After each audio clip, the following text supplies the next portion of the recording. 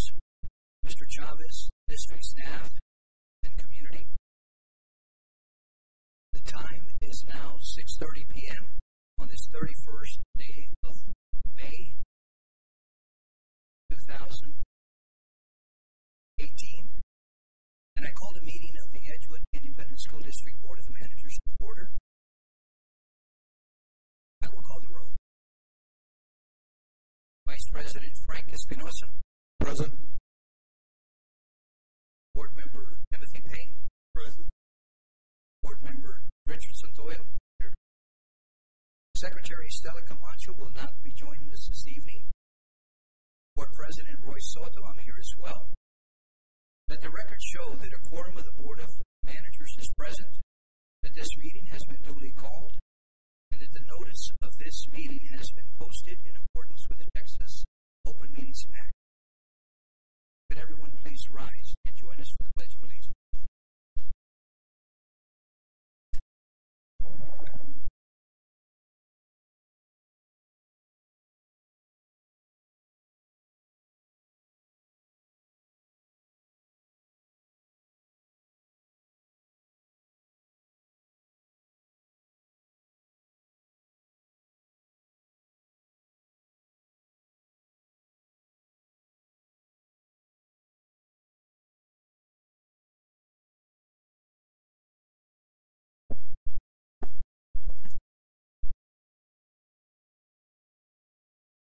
Since this is a town hall meeting, we will dispense with citizens to be heard.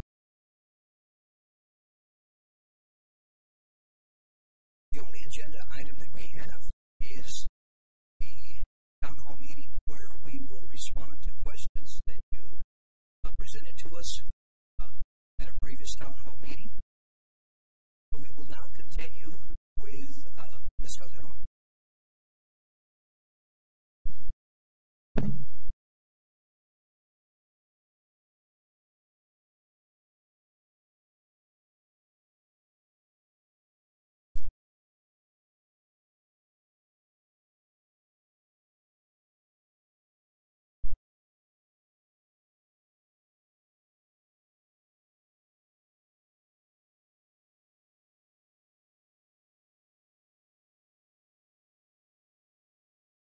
Thank you very much, Mr. Soto, and thank you everybody for being here this evening. Thank you for spending the night with us.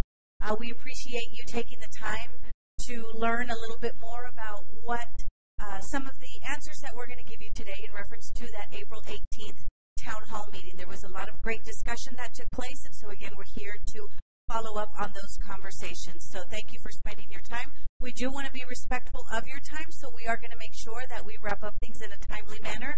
And again, thank you everybody for joining us. Thank you for spending your afternoon with us. And we're going to go ahead and get started. At this time, I would like to welcome our interim superintendent, Mr. Phil Chavez.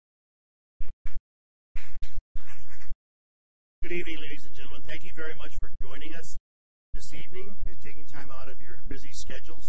I do want to say thank you to our family liaisons who are here registering our individuals, and also we have a daycare down the hall that they're covering. So thank you very much for that. The other piece I'd like to do is I'd like to say that on April 18th we had our initial meeting, and that initial meeting was to, as Ms. Calderon said, to gather feedback, to gather information, to hear concerns, recommendations, and questions and recommendations for programming for our schools. We had approximately 15, 17 pages that we condensed and translated into Spanish and posted on our webpage. And the team divided all these 15 pages into 9 buckets. As you can see up here, those are the 9 areas that we'll cover today. Our ELT, our executive leadership team, who I'll introduce in a bit, will be covering each of those topics listed. Tonight, because we have more than 3 quorum of our board members here, we have 4 of our 5 board of managers here, we had to call a special meeting to have the town hall. So without further ado, I'd like to introduce our board of managers present, Mr. Richard Soto.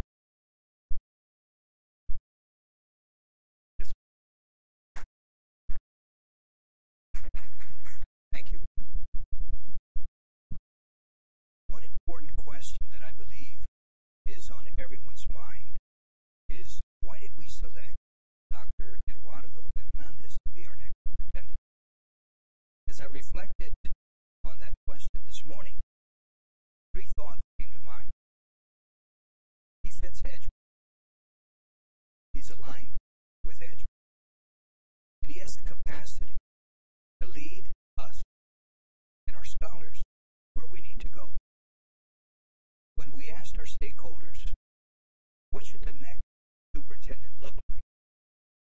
What attributes should she or he have?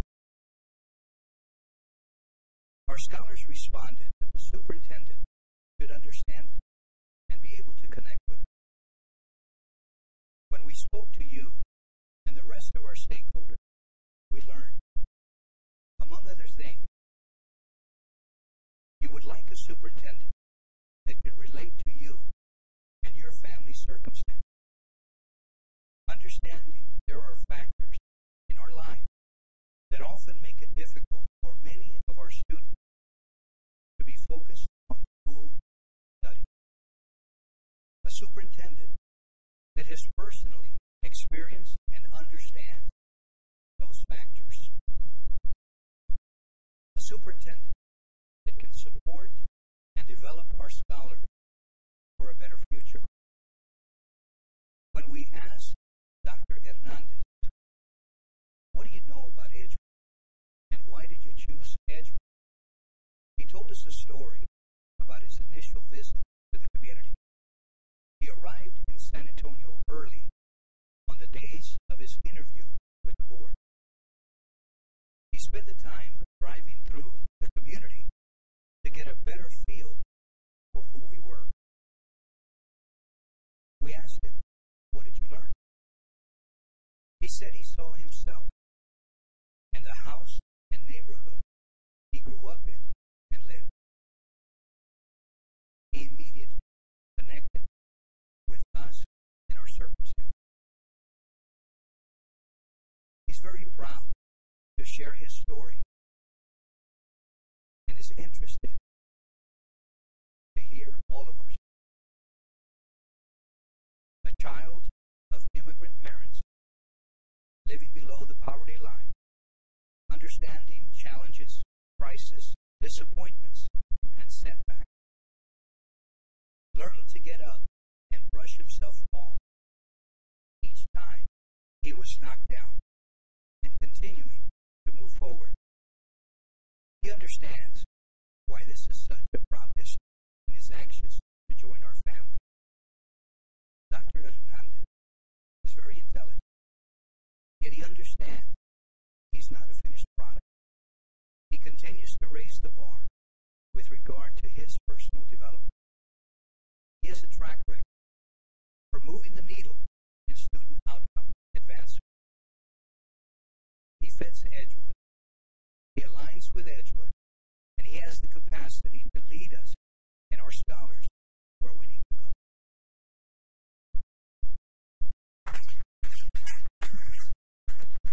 Thank you very much, Mr. Soto. I'd also like to introduce our other board of managers, Mr. Timothy Payne, Mr. Frank Espinosa, and Mr. Montoya. Also tonight with us is our executive leadership team, Mr. Asa Salinas, our Senior Executive Director of Curriculum, Leadership, and Innovation, Ms. Angela Dominguez, our Executive Director of Administration, Mr. Travis McIlvain, our Executive Director, Senior Executive Director of Talent Management, Ms. Olga Mukulis, our Chief of Staff, Ms. Cindy Trevino, our Executive Director of Pupil Services, and our Chief Financial Officer, Ms. Mirna Martinez. And to my left, Ms. Marissa Bettis Diaz, our Director of Strategic Partnerships, and of course, Ms. Kayla Alvaron Lugo, our Public Information Officer. This particular team is going to be delivering the responses in those 9 buckets tonight for you. Without further ado, I'd like to introduce Ms. Marissa Diaz. Oh, I'm sorry, Chief. Okay, sorry. I apologize. Also with us is Chief of Police Jesse Quiroga,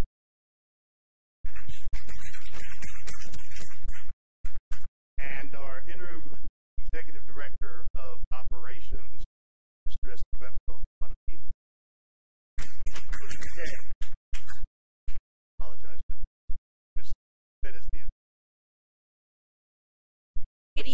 everybody. Thank you all so much for joining us this evening. As Ms. Calderon Lugo mentioned, we're going to be very mindful of your time. We understand that you're taking your evening from your families to be with us. So we want to make sure that this is an impactful conversation and that we really provide information that you all were expecting to hear back from the district after our last town hall meeting. So before we get into the actual work of addressing your concerns and your questions, I really quickly wanted to follow up what our board president, Mr. Soto, spoke of regarding our superintendent search, because I know it's a question that many of our community members and quite frankly even internally we all have. So just to give a little bit of further follow up on that, we are currently, so as of last week, the board of managers decided to name our finalists, and so Dr. Eduardo Hernandez is now our individual who has been identified as our candidate for superintendency. We're now in a 21-day waiting period, and that by law has to take place because in that 21 days there are intense background checks being done in order to ensure that who our board of managers has identified as our potential leader is actually going to be a great fit for us, that they don't have any God forbid, anything that comes up in their past that would, quite frankly, provide a red flag. So we don't anticipate anything like that would happen, but by law we have to go through these 21 days of waiting. On June 19th, our Board of Managers is scheduled to take a vote to hire, and at that point we would be expecting that this individual accept the offer, and then moving forward we will have a new leader. So that you all are aware, Dr. Hernandez does have commitments in his current district in Duncanville. So out of respect to the district and to him, he is going to be released from his contract at the end of June. And so we want to give him that time to transition out because we would want the same in return if we were on the other end. And so as he transitions into the district, we will say we're going to have opportunity to get to meet him internally, but we are also going to have a community event where we introduce him to you all, where we bring him into the district, and you all get to see him face to face, and that'll take place on the evening of June 28th. I believe we started, is it 5:30 or 6? 5:30? It'll be 5:30, and we will provide the location and all the details via our website, social media, and through our community outlets, through our schools. So if you all have any further questions regarding what that transition into the district looks like, I'm going to be here for the rest of the evening. I'm happy to address those concerns outside, but I don't want to take up any more time. I want to get us moving into our program, and so the very first piece that we're going to address this evening is on our EISD programs and our teacher support network, and so I want to bring up Ms. Teresa Salinas and Ms. Angela Dominguez. Good evening, ladies and gentlemen. My name is Teresa Salinas, and I'll be presenting on behalf of myself and Ms. Dominguez, who's losing her voice right now. So I'll be covering the parts that she has.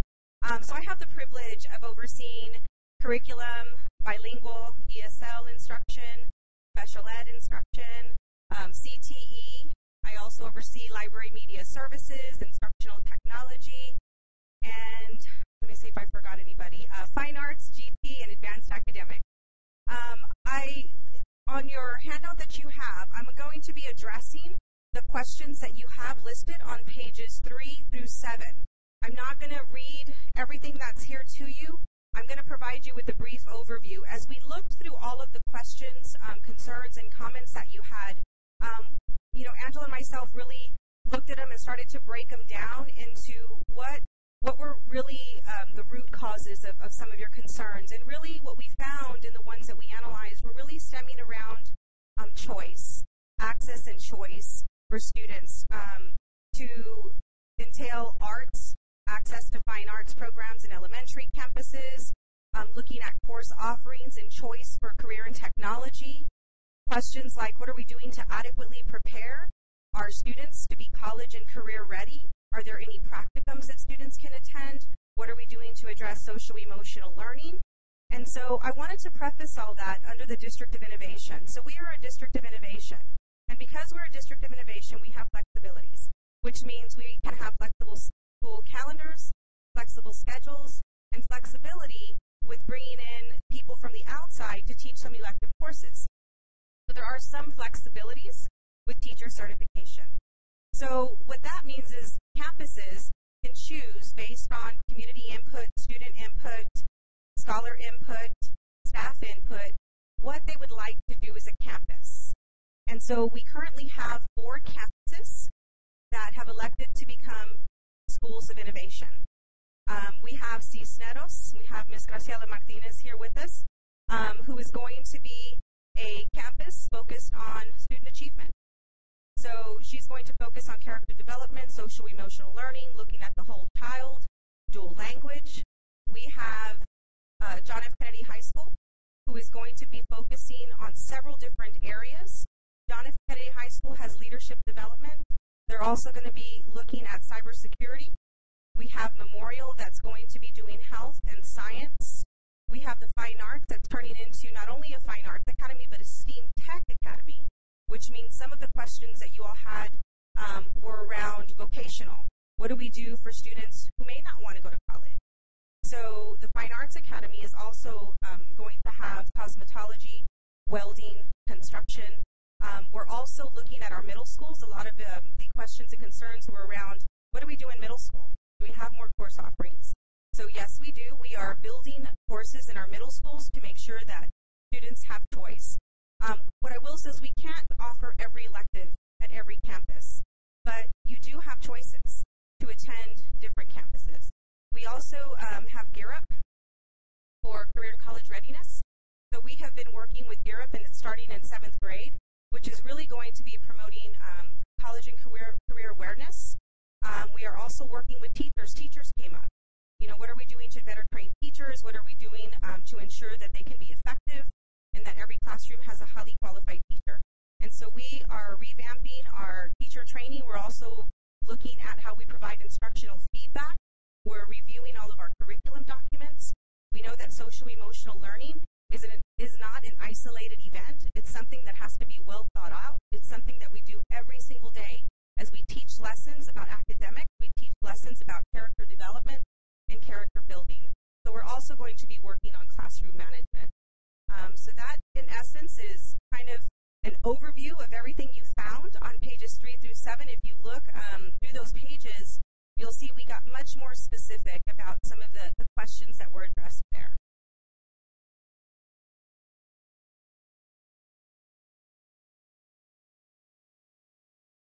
Thank you for your time, ladies and gentlemen. And I'll be around if you have any questions afterward. Thank you. And we're just keeping track of time because, again, we do want to be respectful of everybody's time here, so that's why we're making sure that everybody is just kind of presenting in a very timely manner. So my name is Kayla Calderon-Lugo, and I work in the Office of Communications for Edgewood ISD. And, again, we received questions regarding communications and us communicating with our families and making sure we're in constant communication with them. And so one of the things that I wanted to share this afternoon was just a couple of things that we've been doing to kind of better that communication, and some things, of course, that we can do into the coming years to ensure that we are getting in contact with all of our families in every way that we know how. So one of the things that we've really been pushing this past year has been our social media pages, our Facebook page, our Twitter page, and we've seen an incredible amount of growth on those pages where we have been sharing a lot of information, and we thank everybody who has followed us. But the information doesn't only come there, and so one of the goals that we have for this next year is working a lot more closely with our campuses to ensure that their individual Facebook pages and also their websites are up to date. We know that there's a lot of families that visit websites to gather information, and so we want to make sure that those campus websites, as well as the district website, is always up to date with information. And so that's something that we're going to be doing a lot more closely in the upcoming year, because we know that's critical. That's something we've heard, and that's something that we want to make sure that we address as we start into the next academic school year. There's a lot of things that we've also been talking about in working better with our principals to make sure that we get the information that's taking place on our campuses, and again, sharing that with our families, be it through social media or the website. But one of the other things that we heard was not all families have internet. So what can we do to get in contact with those families who maybe don't have access to internet and who are not following us on our website or our social media pages. And so that's where, again, the flyers that we work on, the newsletters that we work on, we're really going to be working a lot more closely with our campuses to make sure that we can share that information as well. And we're trying to do it not only in English, but we want to also do it in Spanish because we know that we have a bilingual community. And so we want to make sure that we can try to reach those audiences in English and in Spanish. And so that's something else that we really want to try to get better at here in the next coming year, is working really closely with our campuses so that way we can make sure the campus information is being received by our families as well. Some of the other things that we've been talking about is, of course, our social media pages, our websites. We're talking about newsletters. We're talking about creating campus brochures, district brochures that can be distributed throughout the community. We've talked about putting together some posters for our businesses. We know our businesses play a big part in supporting Edgewood ISD, so we're going to have a better working relationship with our local businesses to make sure that they're a part of the things that we're doing as well. We've also this year for the first time, we worked on putting billboards and banners showcasing the programs that we have within Edgewood ISD. In the 2 years that I've been here, we've never done that. And so that's something that we ventured out this year, and we've been really excited about some of the comments that we've been hearing in regards to those billboards. And the banners are going to be up as well, so you should already see those billboards around town. The banners are going to come up very shortly as well. We've already put them up for a 4-week period from April to May, and then we're going to continue through the summer. So as you can see, there's a lot of different ways that we're working to really try to engage our community, be in touch with all of our families, our businesses, all of our stakeholders here within our community. And one thing that we're seeing that we've already implemented, for example, here tonight, we're live streaming our event. That's something that we've never done before. So now this gives our families an opportunity to, maybe they want to attend our board meetings, maybe they want to attend town halls or events that take place throughout the district, but we know life gets a hold of us and we have things that take place with our families at home, but now this gives them another opportunity to still keep in touch with what's going on in our district by live streaming. So we're live streaming our event this evening, and so that's something that we've been really pushing as well. So again, a lot of things that we have going on. We know there's a lot of great things that take place in Edgewood ISD, and please know that we are working very hard to make sure that we get that message out, not only to the community outside of Edgewood ISD, but mainly the community within our 16-mile radius. So like Ms. Salinas mentioned, I will be here also afterwards. If there's any questions, please feel free to come, and I'd love to chat. So thank you all again very much for your time. And now I would like to introduce Chief Quiroga, who will be discussing safety in our schools. Thank you, everybody.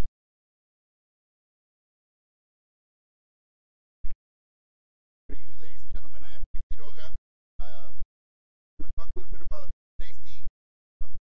Thank you guys for having me here. I think I got to cut it shorter from earlier today, right? There's going to be a little quiz.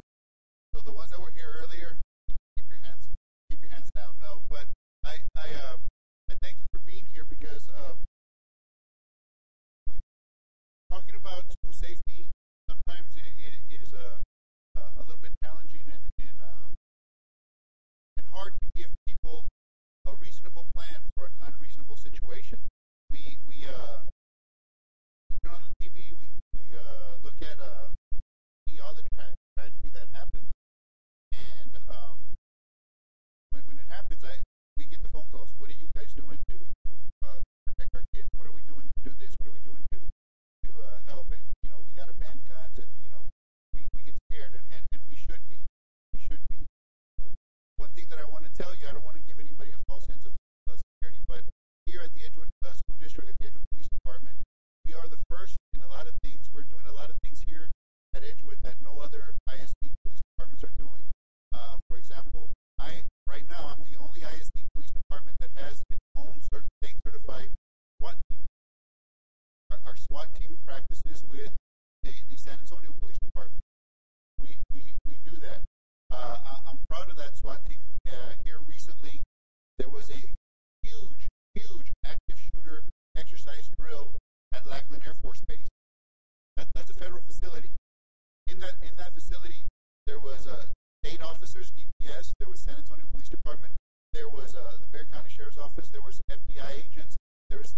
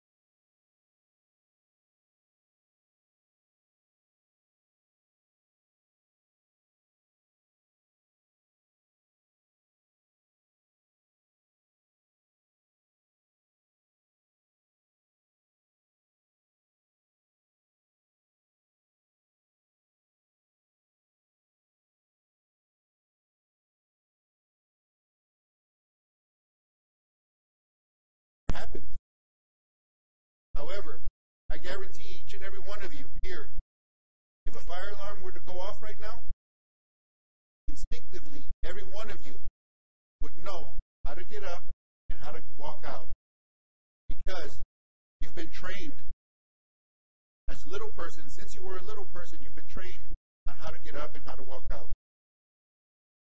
This country will fine us, the state of Texas will fine us if we don't do a fire drill at least once a month. And we have to have fire retardant walls, and we have to have exit signs in every door, and we have to have fire prevention equipment. Can anybody tell me the last time we lost a life in a school to a fire? 1968. So we need to be more proactive in preventing these things. Another thing that I'm proud of here at Edgewood is right now the Edgewood ISD Police Department is the only police department that has a community resource unit that is solely dedicated to go out there and try to meet the needs and the hardships of our students. And we do that because in every one of these shootings, some of the common denominators are this. I was being bullied, I felt rejected by society, or I had mental health issues.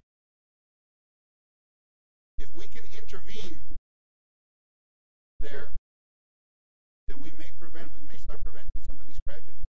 Another thing that we're going to do here at Edgewood is we're going to start a See Something, Say Something campaign. And that campaign is going to be run by our children. That campaign is going to be run by our scholar school board and our student councils. And we just had our first meeting today with them to get it off the ground. We at Edgewood are going to change the way people think. It's going to start here. Our kids can do it. Thank you very much. Is there any other questions for me? Or was there any questions for me? After, I'm sorry. I'm going to introduce my shipmate. Mr. Roberto Martinez is going to come out and talk about transportation and nutrition. Thank you. Thanks, Chief. I was going to wear the same shirt today, but I decided not to go. Instead, to wear the Edgewood shirt.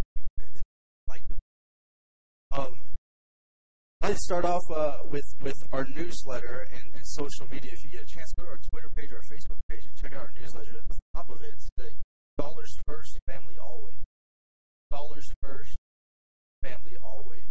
And we set that mindset up in our division across transportation, nutrition, and facilities management. And at the very bottom, we have a director's corner. I'd like to read an excerpt from it. It says, from our bus drivers who offer the first miles in the morning, to our night custodians who turn off the lights once the campus is ready to go to bed, to our warehouse personnel, mechanics, cafeteria workers, maintenance teams, and everyone else between, we strive to provide the most honorable, professional, and caring service to our scholars. Thank you for your support, and if you have any ways that we can work together to enhance our learning environment, please send us a message via our website, or I put my personal cell phone on there. And the reason I put my cell phone on there is because I want to be reachable. If you see anything, there's some parents in here that have actually utilized my line and say, hey, we need to work on this, hey, we need to work on this. The thing about it is that Scholars First is very important to us, but the family concept is what we've built over there at the division of over 380 souls. That umbrella of the division of operations houses 380 souls. So when we start talking about transportation, nutrition, facilities, the transportation department has the first miles in the morning. And that's vital for us. We want to give that student a very, very home feel. Like, hey, welcome to your other home. We're there 8 hours out of the day. So what we're bringing to the table for transportation is a new routing system. And also with your cell phone, we're giving the parents peace of mind. Now your parents can track their kids. Hopefully here in June or July, that thing is going to launch. They're going to be able to see when the little one Ethan gets to go home live. That's the first time in Bexar County that's ever going to be accomplished, is that a parent's going to be able to see when their child is going to be home, which gives them a lot of peace of mind. They'll be going on the bus. There'll be an iPad there. They're going to hit their name. The bus driver's going to make sure that they're hitting the right name, and then boom, they're logged in. It's all behind safety, because if a bus accident happens, we got to be able to download raw data and inform parents. That's only a technology piece that we're using. Another piece we're using is a stop arm concept, where the stop arm comes out. Right now, If a vehicle passes that, our bus drivers have to manually hit a button, and it snapshots that photo in that time. Then it downloads. We have to manually come out and download it into our system. What we're doing now is we're working with the vendor to possibly get that paid for free, and monitor that program, and also install some digital cameras inside the bus to create live feeds and put a back camera on the bus. So those are some of the things that were coming along in transportation. Moving on to child nutrition, the district hired a dietitian for the first time ever, and she's been doing some amazing things. She's built a test kitchen over at Burleson where she took some of our culinary arts students, brought them over, and they created some menu items. One of them I mentioned this morning was Video Loco. I haven't tried it, but apparently it got major hit. We've also gone out to and did surveys on our taste of food from different campuses, and really been trying to figure out how we can enhance that through the TDA guidelines that have been given to us for serving our scholars. So those are some of the pieces that we have. And Child Nutrition has a 40-year veteran within the nutrition department. Our director, Ms. Janice Phillips. She brings a wealth of knowledge. Her challenge this year is to bring a different vibe of education and nutrition education to the cafeteria. When a student, make them want to come to the cafeteria, make them want to go learn what an apple does to a body, what grapes do to a body, how does exercise help, and how does it burn fat and all those calories. So that's her new challenge, and she's taking the bull by the horns with that. Over at facilities, we have the warehouse, we have the custodial staff, we have the maintenance team. Ms. Mirna Martinez, who's going to come up here, our Chief Financial Officer, has put together a really neat blue ribbon committee who is developing a timeline and a plan about our facilities. Y'all know as well as I do, some of our bones are pretty old in our facilities, structural pieces. So the blue ribbon committee is developing a plan there. In your reading there, we've had over 500 United States Air Force folks come out and paint in campuses. Now, when you have a student walk into a campus with brand new paint, it's almost like, oh wow factor. It's like, oh, we're home. They actually care about that stuff. So to be able to give them peace of mind that we care about those small things, even just some paint on the walls when you walk in, is very vital for the facilities management. So overall, with the way of head of facilities, we have some construction. I know that our robotics team has been ranked in the state the last few years. There has been an addition from their 2,000 square foot home over now to 10,000 square foot. It's the biggest in Bexar County, so our robotics program is pretty solid. So those are some of the things that are coming ahead to Edgewood ISD that we're very proud of. But if I could leave y'all with anything, it's our mindset of scholars first and family always. And right now, my time is done. I'm going to move it over to Miss Cynthia Trevino, who I said was next, and we're going to move the schedule a little bit where Miss Martinez will speak there at the end. Right on time. Hello, good evening. I know we're moving right along, and my sections are parent engagement, student safety, and I know Chief touched a little bit on this, and attendance. So first I'll begin with parent engagement. So we're looking at how can we engage more of the parents. Some of those questions were how can we get more parents involved? How can the parents advocate for their children? So looking at that with the parent engagement piece, what we have done this year with, of course, the leadership of Mr. Garnica, who is our parent engagement coordinator, is he started a Family Leadership Institute this year. And what that is they went through 10 modules that were kind of targeting personal growth, maybe setting up some personal goals that the parents had. And they had to go through 10 modules, which was a 6 weeks time period. And they graduated, actually. So we had 25 who started the program. Out of the 25, 21 actually completed the entire program. So it's a great program. I know we've got great feedback. We even had individuals who, after going through the program, have already started to initiate wanting to go back to school themselves, which was a personal goal that they had. So it was very powerful. And with that, I know that those individuals that wanted to be leaders and advocates in the community, they've already done that. So we've already received numerous phone calls on wanting to start the second cohort, and that will be beginning in September next year. We're looking at a cohort of 50. And we're also going to look in the fall to have another group of 50. So we're really looking at what can we do and how can we empower our parents so that when they come out, they one, can advocate, or two, they can help other parents who maybe, one, are not available or cannot come in. Because if they can't come in, that doesn't mean they're not engaged. But maybe we need to find other avenues on how can we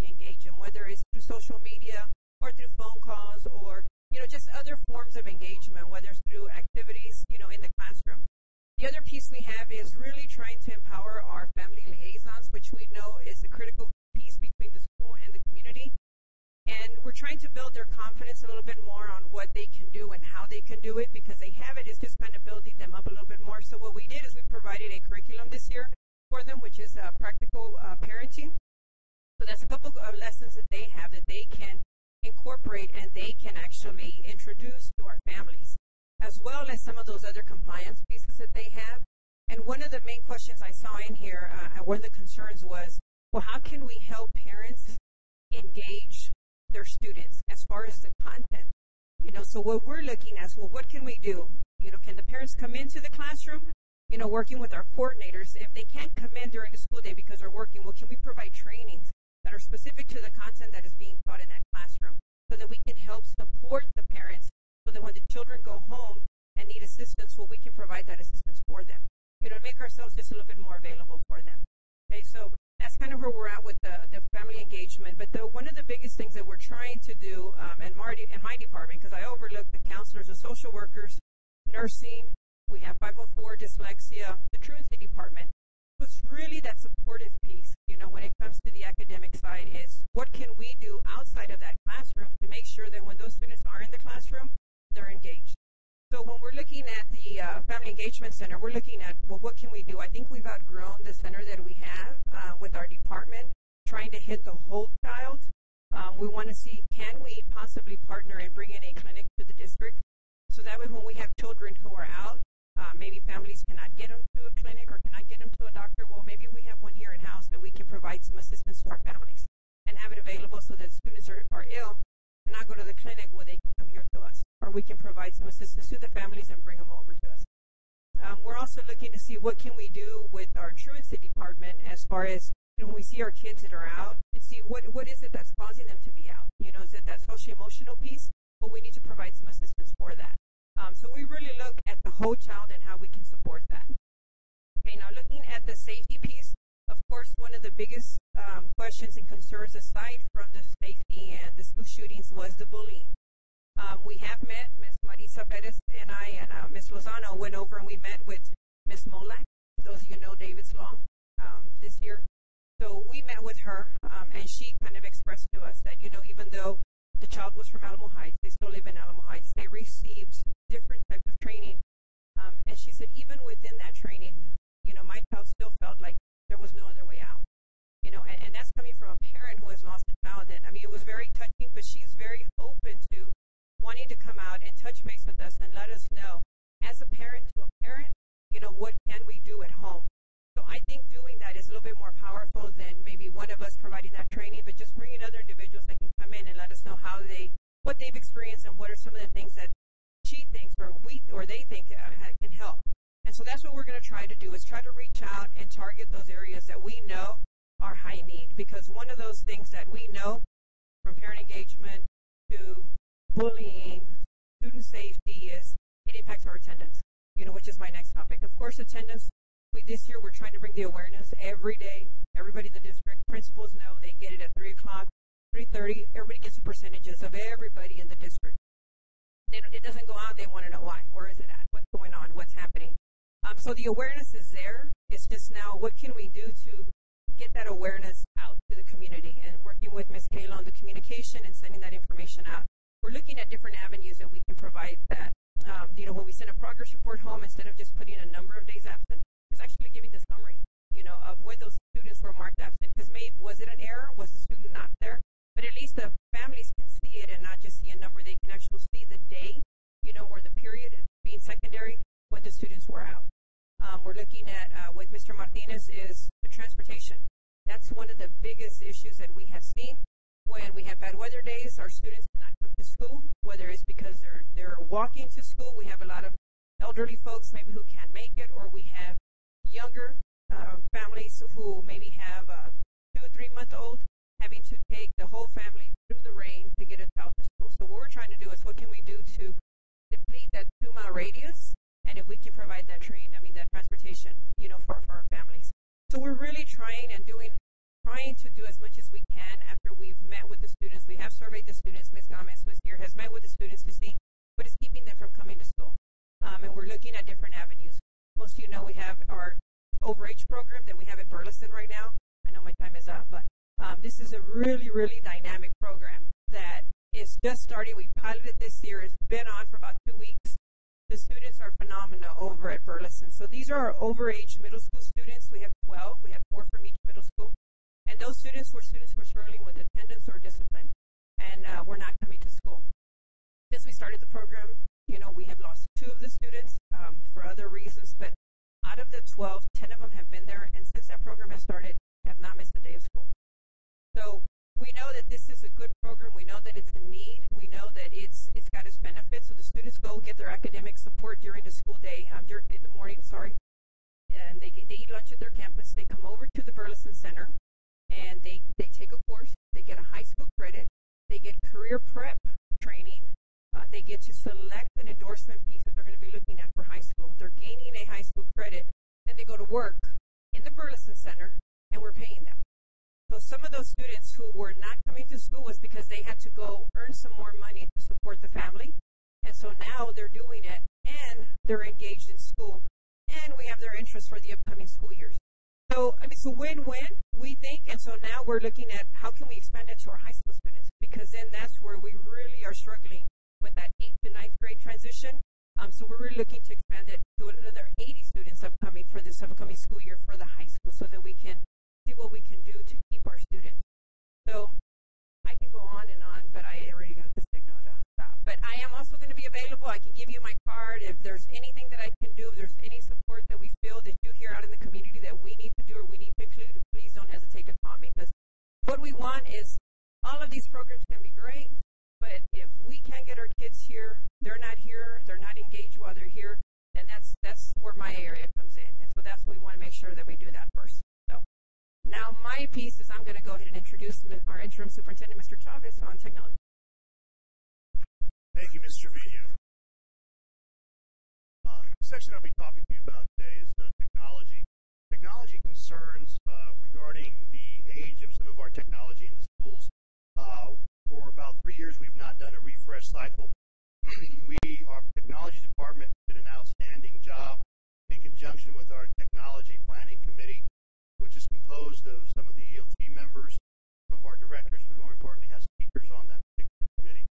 We looked at taking the inventory and decided that 40% of our inventory needed to be just moved out.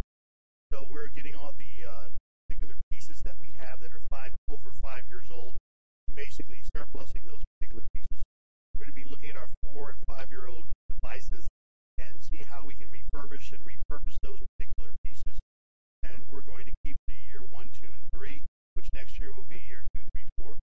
And we're going to purchase over 2,500 devices.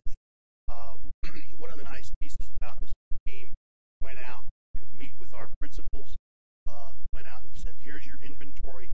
This is what you have: iPad, laptop, car, desktop computers. And these are some things that we want to make sure those items you want to keep, or if you want to get new items for this particular group of students and our staff members. One of the things that we realize is that it's going to be a huge investment. So we worked out with Dell Computers, who was our provider, and looked at how we can share this cost over 3 years. And next year, we'll actually start that 20% refresh. This is a 5-year cycle. We will replace 20% of our inventory. And once we get back on track with this purchase, we're going to be able to keep up with all the technology needs that our students have. One of the pieces that I want to say is this: is there a capacity for all these devices? The technology department, along with our business department, did an outstanding job with our E-rate, where we can reimburse 90% of the cost of some of these items through the E-rate fund. So basically, we're paying 10% on the dollar for these pieces.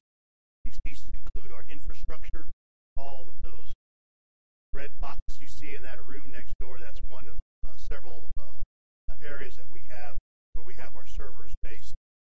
There's also just recently, as of June 1st, we completed increasing the gigabyte within our intranet.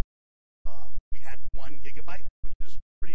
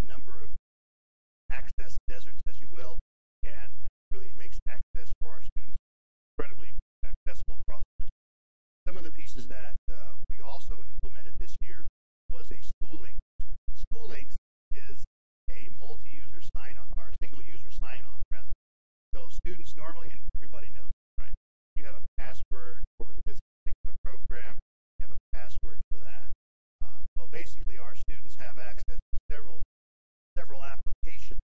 So if they have this single sign-in portal, they'll sign in, and up pops up there all of the applications they have access to.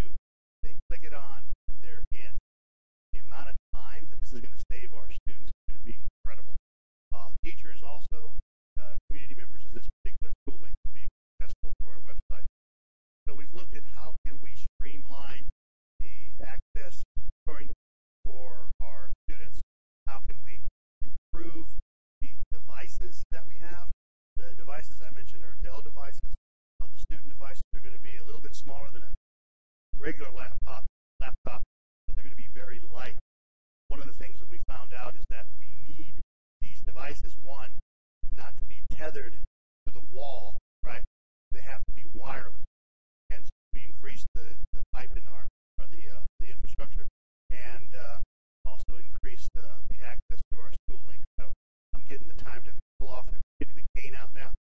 So I just want to let you know that many of those pieces that we refurbished and some of those pieces that we have, we're moving down the iPads to our elementaries because we see there's more functionality in that area. And we're also going to allow for students who are taking early college, high school dual credit, STEM classes, some of our dual credit classes, advanced based classes, an opportunity to check out these devices. That was one of the other issues that they had in terms of being able to do that high level work. So, thank you. With that, I will now introduce community engagement, Mrs. Partridge, Ms. Marissa.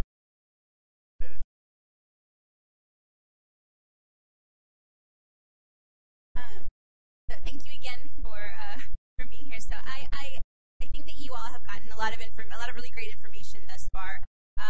So for my part, community engagement, business relationships, and government relations are really key pieces in bringing all of the work that you've heard thus far together. So it's incredibly important for us to focus on academics, to focus on things like transportation and nutrition. And a lot of that work needs to be supported by our external partners in the community, our business partners out there, our local nonprofits and community organizations, and our elected officials, because without them, policy happens to Edgewood ISD and not with Edgewood ISD. So we recognize that these are really important pieces, and we have to engage with individuals externally. And so the work that we've been doing thus far, over the last three months since I've been in the district, has been sort of fast and furious. And I know there were a lot of questions regarding what we're doing in terms of engaging our partners. And so I'll tell you, beginning with our business piece, one of the biggest, I think, gold mines that we have here in the district, right in our backyard, is Port San Antonio. We've never been able to tap into that resource, and I think that now's the time. Edgewood's really in a great position where we're looking at innovation. We're looking at taking risks in education and looking for partners that are willing to go into this with us. And so we've had a sit down with Port San Antonio at this point. We're talking about what those partnerships could look like. And it wasn't just a superficial conversation. We actually brought in our director of career and technical education and our STEM directors, our expert in science, technology, engineering, and math that sat down, and we really engaged in a deep conversation about what partnerships could look like with Port SA, and I think it's over 60 different businesses that are currently there. We also know that there's going to be economic development taking place within the Port San Antonio campus, and so wanting to make sure that we engage in these conversations early on before that development takes place puts Edgewood at the front line as we start to develop, as the campus at Port SA starts to develop. We're at the forefront of their thinking when it comes to looking at partners for them. And so this is a great opportunity for both sides, right? It's a mutual relationship. So we're really excited about that. Another thing that we're doing is, again, reaching out to our nonprofit organizations. You'll in your packet you have a list of just a few of the organizations we've been able to sit down with, but I wanted to acknowledge we have Lucas, and he might have had to step out already, but we've already engaged with the P16 Plus Council. It's an organization, a nonprofit here in town that does a lot of data sharing. There are several districts in town that utilize them, and what they do is they help to structure what all of our external partnerships look like and how their resources are supporting student success in the different districts. And so this is not something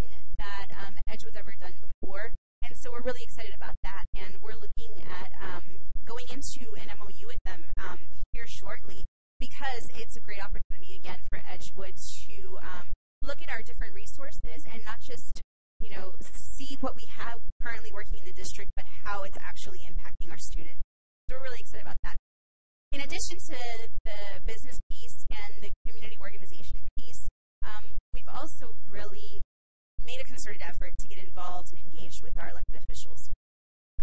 Like I said earlier, it's really important to make sure that we're having conversations with them early on, because as legislative session starts, we understand that law is passed, and many times it's not with the educator perspective in mind.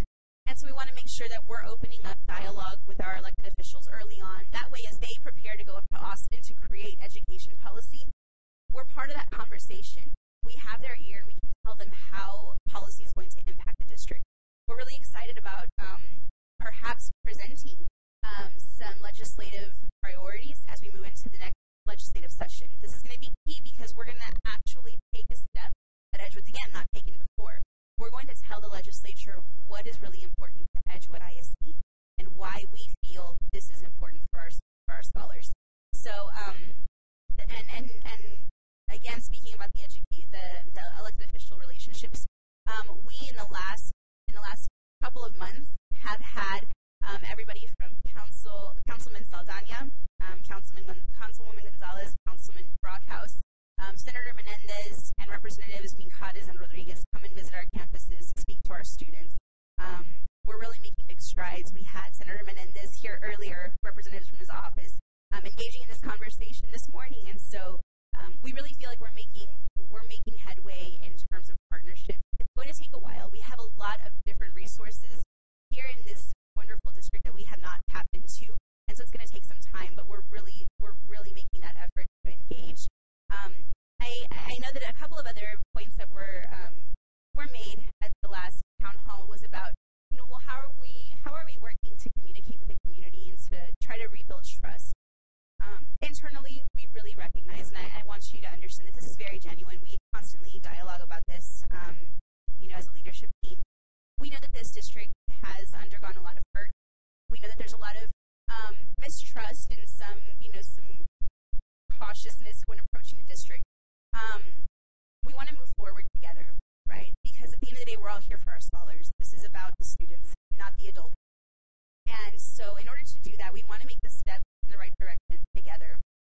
To do that, we've started reaching out to our neighborhood associations. Earlier this week, I had a great meeting with all of the local presidents for all of the local neighborhood associations.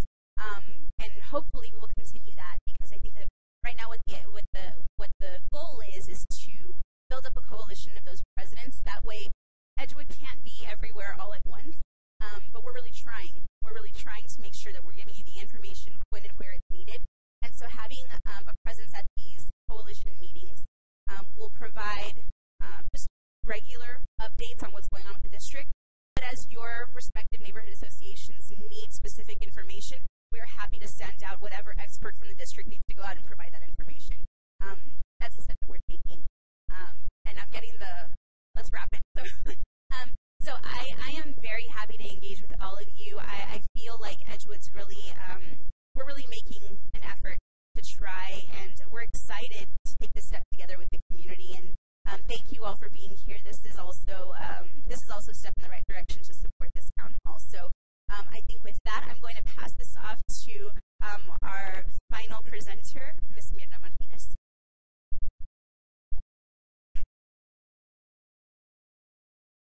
Great way to finish off right with numbers. Sorry.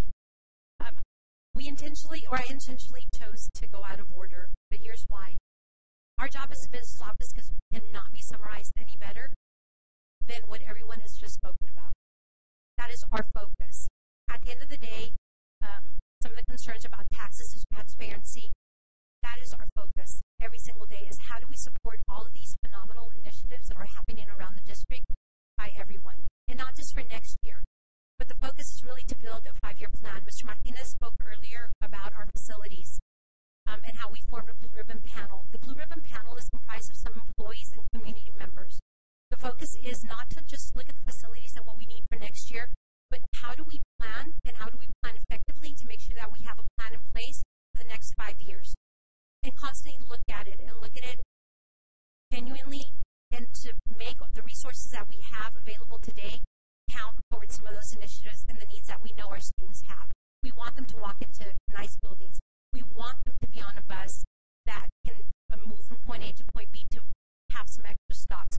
So our entire focus is to make sure that we move the resources around, whether they be human resources through our talent management and or fiscal resources, to make sure that we have what we need every day to open the doors. We're currently in the midst of wrapping up budget going into next year already, but with a focus again that to make sure that we have something that's sustainable for the next 5 years, to make sure that our students, our scholars, have everything that they need every time we open the door. We also, because we talked about the transparency part, I also want to point out that we have external auditors that come out to look at our books every single year. Every year, our auditors come in, they review our books to ensure that we are doing everything by the book and that we're fiscally responsible. In addition to that, we send all of our information to Texas Education Agency. That's another layer of transparency and audit. We also get audited by the state. We've been assigned the first rating. We've had phenomenal ratings every year of excellent, at least over the last 5 years. So we move and we're very fiscally responsible as we make a lot of these decisions. Now, we've also had a lot of growing pains over the last few years. We have some challenges. We're losing students. Ms. Perez Diaz talked about legislation. Please get involved with your legislators. She is building in the community. We're building a lot of great rapport with our legislators, and that's really important because every 2 years, with our voice or without it, they make decisions that affect our students in the way they fund our district.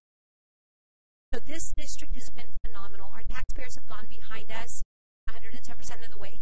You hear a lot of things in the news about people laying off or people getting laid off at districts because there's loss of funding. That is absolutely true.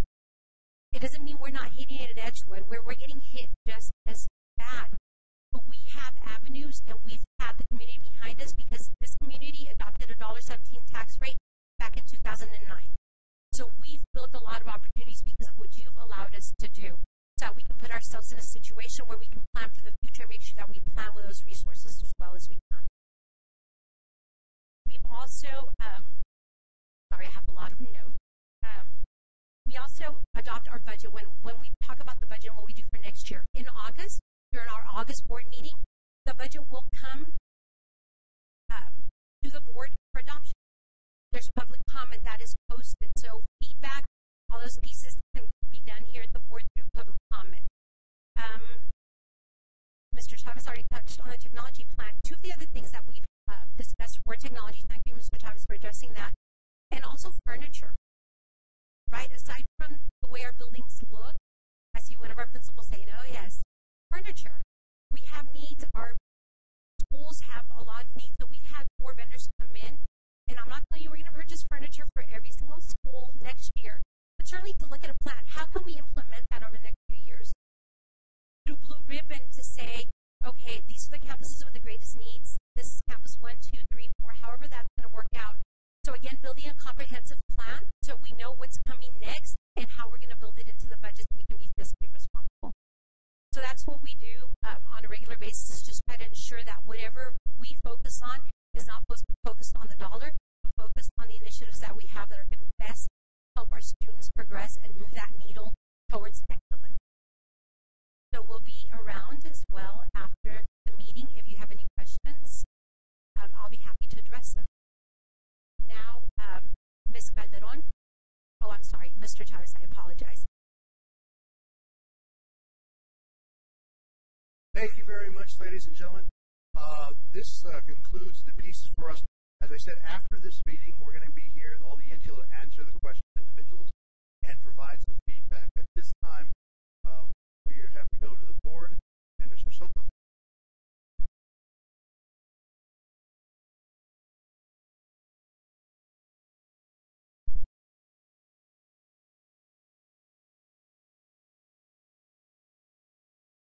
We do not have any other items on the agenda. Do we have a motion to adjourn? Do we have a second? Board Member Timothy Payne moves. Board Member Richard Santoyo seconds. Do we have any discussion? If we have no discussion? All those in favor say aye. Aye.